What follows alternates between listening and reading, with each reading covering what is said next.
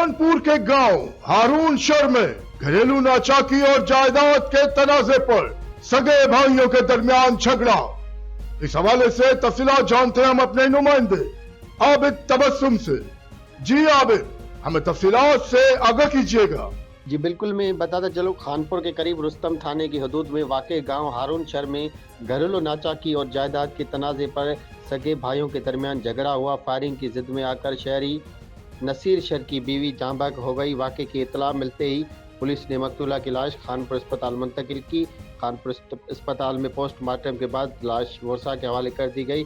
मैयत घर पहुंचने पर कोहराम मच गया। दूसरी जानिब रुस्तम पुलिस ने मीडिया को बताया कि सगे भाइयों में जायदाद के तनाज़े पर झगड़ा हुआ था, जिसके नतीजे में एक कत्ल हुआ और वाक़े के मुख्तलिफ पहलुओं से तहकीकात जारी है।